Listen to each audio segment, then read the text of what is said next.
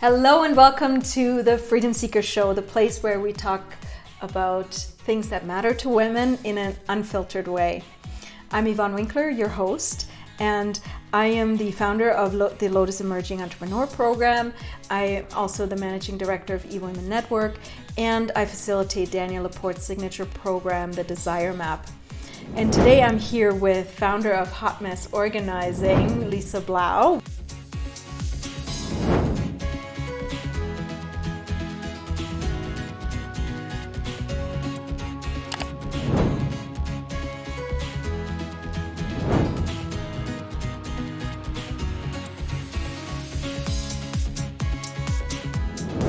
Welcome, Lisa. Thank you for having me. You're welcome. I'm so excited to have you here because we're going to talk about the importance of having a place and a space for everything. Was that your motto? Space and place for everything. Yeah, Yep. There you go. See, I did remember it right. So as a single mom, working full time, you got to this place with the endless chores and errands that you had. Taking that precious time away from being with your kids. Is that right? Yeah, definitely. There was nights where I had to sit and think, did I actually ask the kids how their night was or how their day was, right, instead of just ticking off the to-do list. So right. something had to change. Right. So you were super overwhelmed and you found that you call it the ever-present chaos in your house was taking away from that presence that you couldn't be present with your kids at home, and so that guided you down the road of creating Hot Mess Organizing as a way to help other families and maybe single moms to get their life organized to a point of being able to stay present and not focus on those things. Is that right? Yeah, I mean the to-do list still needs to be done, but there needs to be a balance where you are present for your kids when they're little, when they're, even when they're old. Mm-hmm. It can't be overwhelming, and it can't be the only thing to tick off the boxes. So. Absolutely. What I really love about your story is that your real point of that aha moment of finding your light and your glory and your calling was when your grandfather passed. Tell us a little bit about just a little bit on how that called you to your calling. My grandparents had been married for 66 years and had been in the house in Saskatchewan for sure 30 some years. Mm-hmm. So after my grandfather had passed, it became clear that my grandma couldn't stay in the house any longer. So having to go through 30 some years, 66 years of married life, and trying to make a decision what was going to come with her and what physically couldn't come with her, mm-hmm, and what to let go of. It's a really emotional space for like my aunts and uncles to be in. So I came in and I was very grateful that I could help her through that process in that time. And it just lit me up. So it's where the part of being able to help someone on a non-emotional attachment per se, to be able to help them declutter and sort out and pack up 66 years of someone's life. Yeah, and to be able to consciously and lovingly decide, what pieces were going to stay, yeah, and to be able to recognize and move forward with no regrets about, mm-hmm, what was being left. Mm-hmm. Like physically sitting down and laying out the new floor plan and what really is going to fit. It's a really emotional, yeah. It's a really emotional thing. And, usually children of people will be less patient, mm-hmm, right? It'll be like, why are you holding on to that, Mom? Or, oh my gosh, and then their sentimentality comes into that too, right? Well, you can't get rid of that. That means so much. I remember this from this time. So a lot of the emotion play into it. So being, mm-hmm, able to come in not attached, mm-hmm, to any of the memories or, mm-hmm, any of the things, mm-hmm, helps. So, mm-hmm, absolutely, I can completely relate how it would be super helpful to have someone at arm's length to make some important decision, but still coming from a very caring place, right? Not to be dismissive about 66 years of memories or 30 years of memories for that matter, you know. So I really can appreciate that. Now this this experience of your grandfather's passing and you moving your grandmother and has also brought on a whole other concept for you, and that was when the story I recall was when your aunt was helping your grandmother going from appointment to appointment, doctor's appointments and all of this stuff. And that really inspired you to create something which we, for now, very passionately call the binder. Mm-hmm. And I would love to chat a little bit more about that, on how that evolved for you and why it's so important.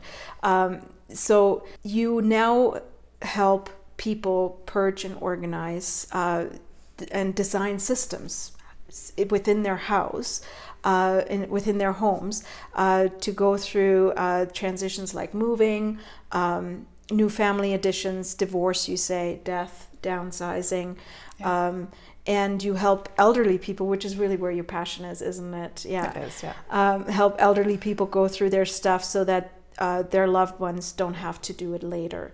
So love to dive into that. I think this is a really timely topic for me personally as well. My parents are not old enough that I hope that they would, like, you know, I hoped nothing would happen to them right now. But it's certainly, we're certainly in the discussions and in this place right now where we're talking about, you know, where are they going to retire? You know, is the house too big for them? Is the house sustainable going forward?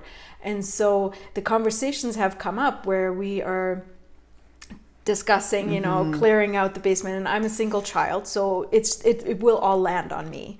Right.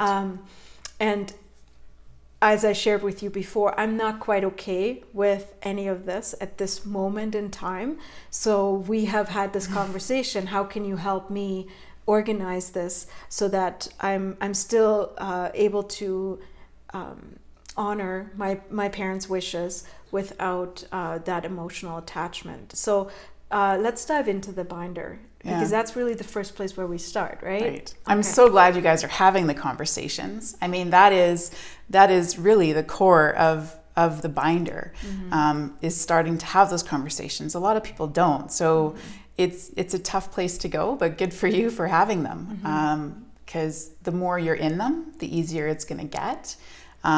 Nobody wants to think about it, but it's inevitable for all of us, you know. So what do you often see with your clients? Like, are they, do a lot of them have, or many of them have a system in their filing cabinet where they just throw all of their files and then hope that the family members find it? Or tell us what sparked you to put it together into a binder? What is the binder? So the binder is it's a place where all important documents live, and all my wishes live. The binder came about from different stages in my life. So my grandfather passed, and they had already done the work. They had planned out most of their stuff. You know, the will was done. There was a little thing about, was it the up-to-date will? Was there another one? Which is when I started to think about having something so that families wouldn't have to be looking around to see if there was a newly dated will. And then I decided that I wanted to do something for my kids, because I don't know if they know what I would want. To do. Because wasn't there a conversation about a park bench or something like that? Yeah, I went to a funeral home, and I sat and had the conversation with this, you know, this young man that was leading me through all this stuff. And I want to be cremated, and I had picked out my urn. I think it was like, I don't know, $600 or $700. It was crazy amount of money for sure. And then we took a drive around the grounds, and I decided I wanted to be beside a lake because water is important to me. And I wanted, you know, pointing towards the mountains because my children and I, that's near and dear to us. And then I had picked out this beautiful bench and, you know, my name was on it, the year, and then my urn would sit in the base of it. Like, I had this whole thing planned out. And like, I think the bench was like $14,000 or something, like it was crazy. So I didn't pull the trigger on any of it. I went home and thought I need to talk to my kids, because as I sat there, it became clear to me that here I was making these decisions. And I, like, originally I was just going to make it and have everything paid for, and as so many people probably do, and have it at the funeral home. Yeah. And so that's all done. But then it became really clear to me, well, I need to have a conversation with my kids. Yeah. So went home and tried to have that conversation. And my daughter, quite like you, she was like, oh, I don't know. No, Mom, like, that's not going to happen. I'm not hands off, right? But every time I brought it up, she would sit a little bit longer in it with me. And then my son one day came over, and I said, okay, I'm going to have this conversation. Here's what I've been thinking. And I was really shocked when my son said, I don't need to go anywhere, Mom. Like, you're going to be with me. So it was that, oh my God moment, right? Like, here I'm making all these decisions. I'm assuming what they need, because my job is to take care of them. And that was the whole thing. Like, this binder is my last act of taking care of my children, right? Like, in that moment, this is for them. This is a gift for them. It also ends up being a gift for me at the end of the day, but this is for them. So it's more about what they need, what they're going to need in that. And that's not for me to say. It's for me to be in a conversation with them. So I think this is the tweetable moment. This is my final gift for them, is to have this taken care of. Not just from a financial point of view, but to also honor the wishes that they have, and to have them involved in this dialogue and conversation. Right. And if I may just insert another thing, that we both have a common friend who passed away, and we attended the funeral, and it was so sudden and unexpected, and nobody was prepared. Not that I think that anyone is ever really prepared for that, but we talked about photos, for example, and you know, the slideshows that they show, and how I said after that funeral, I said to you, I said, I think I would have chosen different pictures to be at my slideshow, and how difficult it must have been for the grieving family to actually have to put the slideshow together in moments' notice, like that, and to go through thousands of pictures. And you said, that's what the binder is for. We actually have a place in the binder where you can put the pictures that you want to be remembered by in that thing. So your family doesn't have to go through all of that in that time of grief, right? Right. And none of those guilt or anything comes up, like, oh my gosh, would she have liked this picture? Oof, right? This is done beforehand, and it's actually done as a family, right? So when you're going through the task of picking the photos, it's done as a family. I mean, your initial job is to get your photos organized, right? To get that, because you don't want your family involved in that. This is your thing to take care of. And once they're organized, to sit around as a family and go through the photos, right? Stories are going to come up. They can capture the stories. You can write on the photo who it is in the photo, because my grandma, now she can't remember very much, and a lot of those stories are gone. I wish we had sat around and captured her stories, because they're gone now. I mean, if we can't remember them, then they're gone. So it's a way to bring families together to go through this task. And yes, you're picking photos for your celebration of life, but it's so much more. It's bringing everybody together. It's the laughing and all that kind of stuff. And then you choose the photos, and they either sit in the binder in an envelope or on a USB drive in the binder. So when it comes that time, they don't have to go through and do all that. And you know, are we picking the right picture? Or you know, her tongue sticking out in all the pictures. She's got this weird look on her face in all of them. So they don't have to worry about that. But when they're handing the USB drive over, they can remember that time when they sat around and went through the photos. Which is really, you know, a really good point to your first point, which is allow families to grieve, right? Like at a moment's time when a loved one passes, the last thing I want to do is go through a memory wall of like who they were for me, through all these pictures, or having to go through filing cabinets and gather documents that everybody needs all of a sudden in order to make those final arrangements and so on. So I can completely empathize I'm a very emotional person, and just even talking about this topic makes me very emotional. So to imagine myself in that position, whether it is my spouse or whether it is my mom and dad, to have to go through that process, I think as a single child especially, where I don't have anybody else to help me with that, I think it's just wonderful that you have created this final gift or final act of love and kindness for your children, where everything is already prepared and taken care of. But it goes beyond that, right? So let's talk about no guilt decisions, because that's the other big piece to the binder concept, right? There is the obvious, what would my mom would have wanted, or what would my dad would have wanted, and then there is the what pictures do I choose? Right. Yeah. But what else has come up for you throughout the process of creating this binder that causes these guilt-free decisions? When it's the premise of the binder is that if something happens, my kids both know where that binder lives. They know where the key is to that fireproof, waterproof safe, and that's all that hopefully they're going to need, everything in there. And there's no, oh, we loved her this much, we're going to buy this big headstone, or whatever it is, right? Which is usually what happens. Families spend a lot more money on final arrangements than their loved one would have ever wanted them to do, right? We don't want them to go into debt doing this because I loved her this much, or the obligation of it all, or making decisions through the grief. Because there are so many decisions that come at you. I mean, there's over 90 decisions that need to be made within that first 48 hours. Wow, So, 90. Yeah. Wow. Oh, I can't even imagine making any decisions when I've just, been saying goodbye. Wow.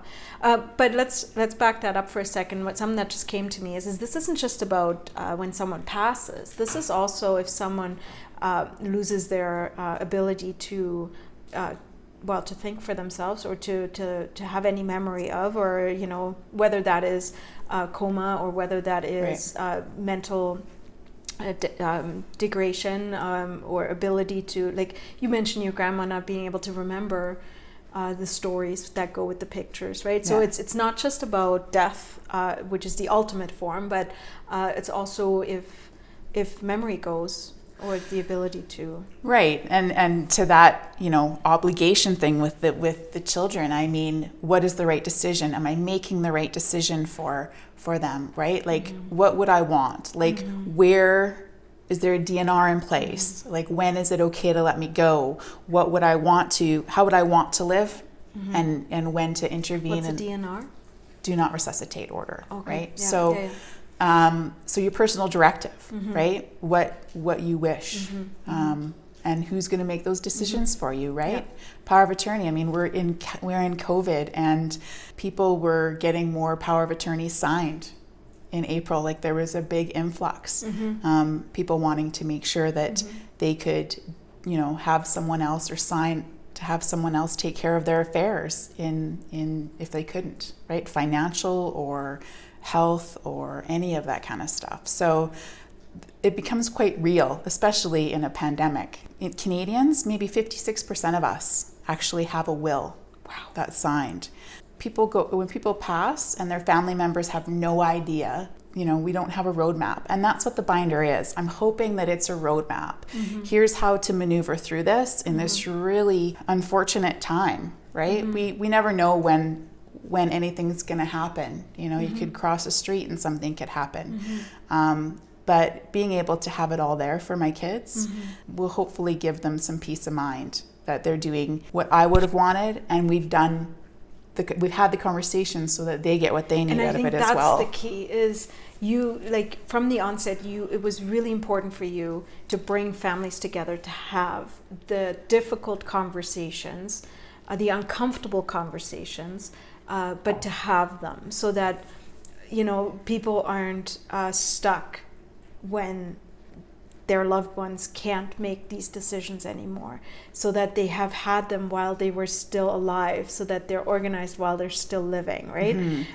One of the best ways I think you've put this to me that really rung home with me was with the pictures again. I'm going back to the pictures because that was just one of those things, like I've gone through it with my grandma, and she, over the last years of her life, she went through her pictures, but same thing, like she went through them by herself. So she threw out pictures that maybe I would have wanted, right? Or she didn't remember what was, where was this taken? Where was this at?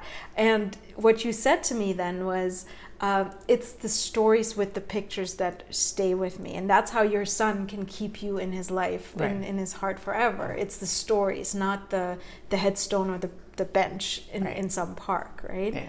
Yeah, I love that.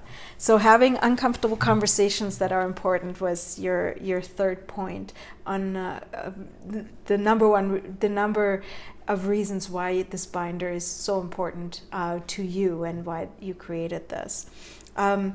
You also said peace and no debt. What do you mean by that? Yeah, once the binder's complete, there's a little bit of a piece that you've got. It's peace of mind, right? This is done. I've had those tough conversations. We're going to revisit them again. But every time, again, like you go into them, it's easier. And it's really just an update, right? Like I remember speaking to a friend of mine, and she said, when her father had passed, nobody knew what his wishes were. And they had to go back to a conversation that her brother had with their father. And he had just, in passing, mentioned he would like to be buried.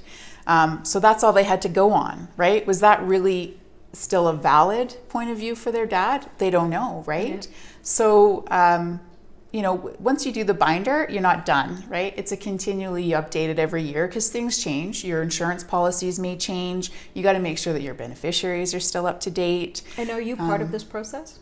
Yes. Yeah. To go through it and just to update it. But even the initial part of it, I have organized many people and come across a lot of wonderful books that do some similar things that the binder has, like they have one or two components of the binder.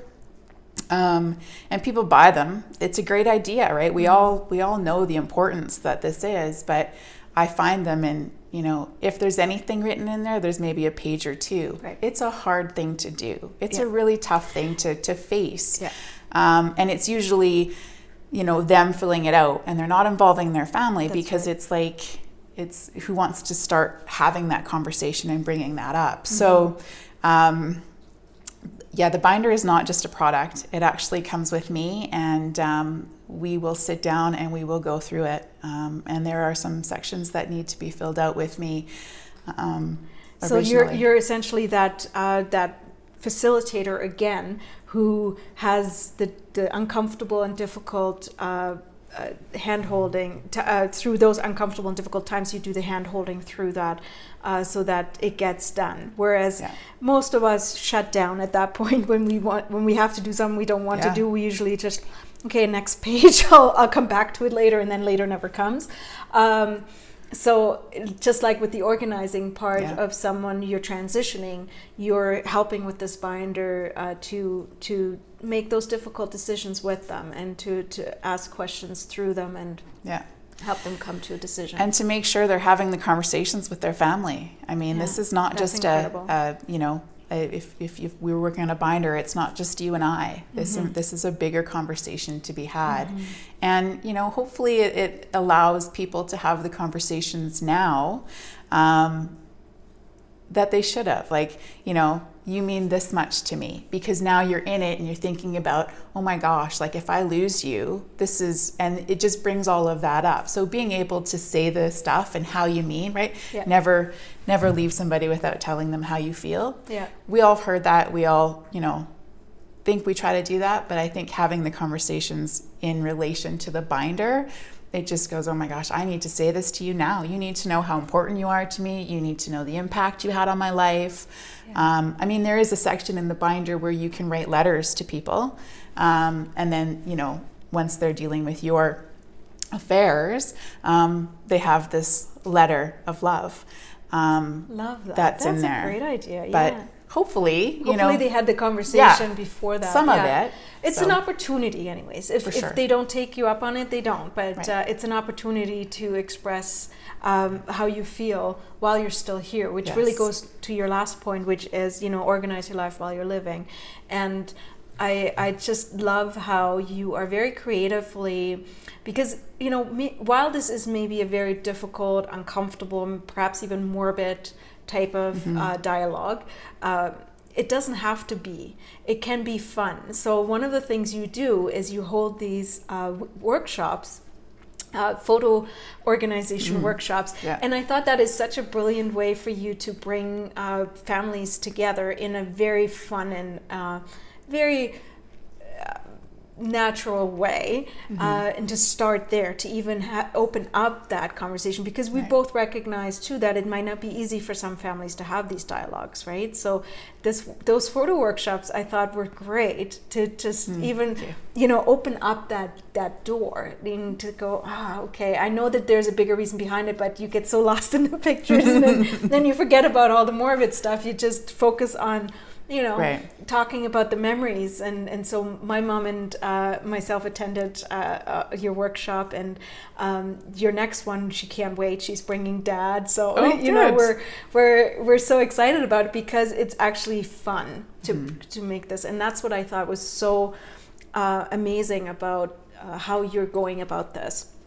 It doesn't have to be this, you know, heavy thing, conversation. Yeah. I mean, it's not fun, right? No. But it's a conversation that needs to be had. I mean, it needs to be had to honor you and to honor your family. Yeah. I mean, you know, if I can help families to ease into it in a way where there's, you know, no family rifts or no animosity during that whole process when you should be grieving, then, you know, hell yeah. I think it's really important.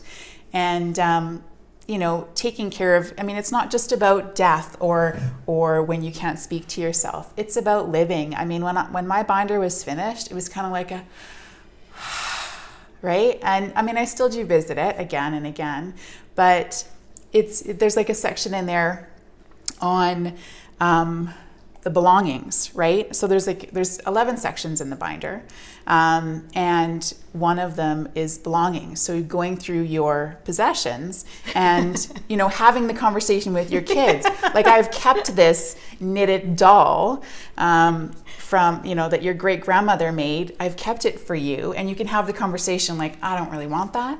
Yeah. Or you know, maybe there's something else, like I want the dishes, or you can have those conversations so that, you know, you're not leaving your family with a bunch of stuff that they don't want. And you know, if I can relate to that. You know, what do you mean you don't want this doll? Your great grandmother made this while she was, right? And then you can make that decision having all of the information. Exactly. So again, inserting my experience of that, because you were actually part of this with my mom. We immigrated to Canada from Germany, and my mom brought with her this big tickle trunk, like this old wooden trunk, and it was my grandmother's trunk. And my mom has kept like tablecloths from my mom's grandma. So my great grandma, I don't even know how that works, but you know what I'm saying. And there are other things my mom's been keeping, like my Lion King dolls and crap like that. And I'm like, I don't want that. Like, and she kept it. Yeah. And so I said, and we were having this conversation, and my mom says, well, I kept it for you, you know, so you have a memory of your childhood. And I said, Mom, everything I want from my childhood, I already have with me. I don't want, you know, the Lion King doll. Thank you. I don't want it, so donate it. Right. And then she said, well, what about the tablecloth and the trunk? And I said, yes, absolutely, because we had this conversation on where it actually came from. Right. And even the obstacle on her bringing it here, like when you think about the journey where this wooden box has been, like that's definitely something I want to keep, right? Right. So I to your point, I think this is so important to have the opportunity to have these conversations, and this is really what the binder is. It's an opportunity to have these conversations. And to just wrap it up, I mean, the binder is not a legal document, not whatsoever. But hopefully, during the conversations, you make a decision to do up a will, and the binder is where the will will live. And when it was last updated, I mean, it'll all be in there. Like all your documents are in there. Passwords for anything, what to cancel, right? One of the hardest things I've heard is to cancel a cell phone. It is, I've heard from numerous people, it's the hardest thing to do is to cancel a cell phone.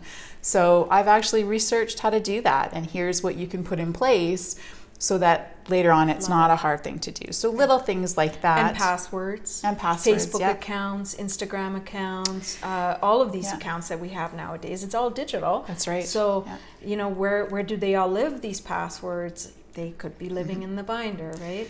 Yeah, and like there is so much things left undone because people don't know that they exist. So having it in there and is a great way to do it.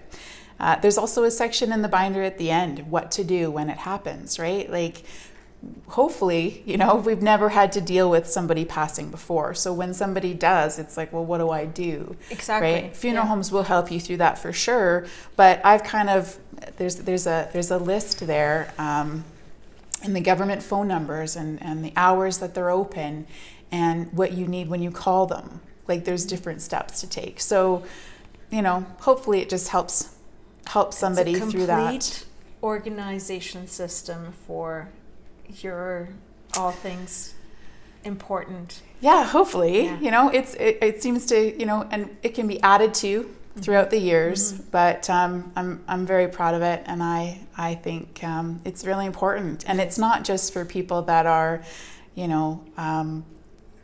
older, right? Yeah. Like the consensus is for wills, right? Nobody really thinks about a will until they're in their maybe 70s or 80s, but really something should be done when you have your first kids, buy your first home. Oh my God, absolutely. Absolutely. And in today's world with blended families and such, there comes my financial services background. It is so important to think about those legal aspects so much sooner than when you're in your 70s, because with blended families, I'm one of those examples. You have a blended family with being a single mom, your ex-husband remarried, they have children. It is so important to have, from a legal standpoint, which of course the binder is not, but it is the instigator to have these conversations, to get some of these legal documents in place. And I think that is very important that we pay attention to what you wish to have happen and where these documents are. Yeah, and it's me speaking, right? Like my kids don't have to follow this. They're going to do whatever. Yeah. I mean, I have a will, but if it was just the binder, they're going to do whatever because they don't have to follow it. But they know what I want. And, even things as far as insurance, like are you carrying enough insurance for your house contents now, right? Like when was the last time you visited that portion of it? So it's not just about taking care of things later, it's also about wrapping things up and making sure that your life is organized, so to speak. I love it. So just to summarize it, what my favorite parts about this is number one, that it is an opportunity to have conversations with your family, to bring everyone to the table and just have the uncomfortable conversation, but making it as comfortable as possible with your help and with your binder as a guidance system. And I love that it helps whoever is left behind with not having to be guilted or feeling like they need to do something that you may have not even wanted.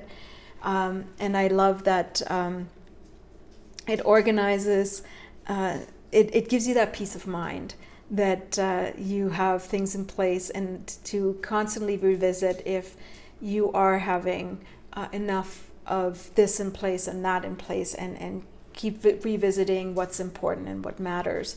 And if anything, throughout COVID, what has come really out of it for me is just that, where am I spending my time? Am I living in autopilot, or am I actually present with my family? And that's what I keep hearing from you in this binder is that it's so important to be present, to not spend all this time wondering and thinking, assuming, and Right. out there in La La Land, making up your own stories. No, this binder will have a place and space and place for everything, and Right. that is what is so incredible about it. Yeah, and it's just like, not that it's compared to taxes, but just like taxes, it should be revisited every year because things change, right? Like beneficiaries change, and it's just one of those things that we don't look up. No, right? but I assume once the bones are in place, you are the one following up with them once a year to just see how things are going, if they have updated what they needed updating. So you're serving as an ongoing customer support of a function. You're keeping in touch with everyone who has the binder to make sure that they're updating their sheets and their documents. And I love that as well. So if you wanted to leave one last message for our viewers today, what is it that you want them to know or take away from this? Oh, so much. The binder, I mean, whether it's the binder or not, I just hope that you get from this to start having the conversations, whatever that looks like for you. It might just be like a little toe in at first, but to just keep trying to have them with your family members. I mean, even if you start at, organ donor. Do you know if your parents want to be an organ donor, like if something were to happen, and how to sign up for that? I mean, these are things that are important to know. And just to start the conversation. Yeah. It's not an easy one to have, but I promise you it will get easier. And it will be worth it. Definitely. Yeah. Thank you so much, Lisa. I really appreciate you being on the Freedom Seeker Show and thanks for having me. And discussing what really matters. So love this project. I love the binder. I'm your biggest fan on this. And I will put Lisa's website as well as more information on how to reach her in the show notes. So please go visit Lisa's website, reach out to her. I do believe you offer a 30-minute free consultation just to see where people are at and what they might need in regards to this, or to explain further what this process looks like, correct? Yep, absolutely. Yep. Amazing. So, if nothing else, reach out to Lisa and just have a dialogue and see if her sense of humor fancies you as much as it does me. We laugh a lot together, so I that is one of the things that makes this so simple for me. Is like, as I said, it's a hard conversation for me to have, but just the way you are and who you are makes this process so much easier. And I know I speak for my mom too. Like, my dad hasn't really met you yet once, but he'll meet you at your next workshop. And then also keep your eyes out on her calendar, on her website, for the next workshop. Now, if you're not here in Calgary, which is where we live right now, then you offer some virtual stuff as well, right? Like a virtual consultation anyways. Yep, absolutely. And we can, most of the stuff that I do, I mean, it's just holding people accountable and helping and you can to do guide that over them Zoom. through. Yeah, for sure. We can do that over Zoom now. And helping guide them through so they don't get stuck. I mean, that's the biggest thing, is people just get stuck or overwhelmed. So totally. Yeah. And what do we do when we're stuck and overwhelmed? We shut the book down and we walk away. And that's what we don't want to do anymore. All right. Thank you so much, Lisa. And I hope to see you soon again on the show. Thank you. Hey, love, did you enjoy this conversation? Then join in at www.yvonnewinkler.com/blog and leave me a comment of what you liked about this episode and why. If this added value to your life, then please share this with all of your friends on social media and hashtag The Freedom Seeker Show. I really appreciate you watching and helping me spread the word. And as a token of my appreciation for sharing this episode, your name will be entered into my monthly gratitude draw for a chance to win something from my favorite product list. So don't forget the hashtag The Freedom Seeker Show. I'll see you next time. Rise, bloom, and radiate.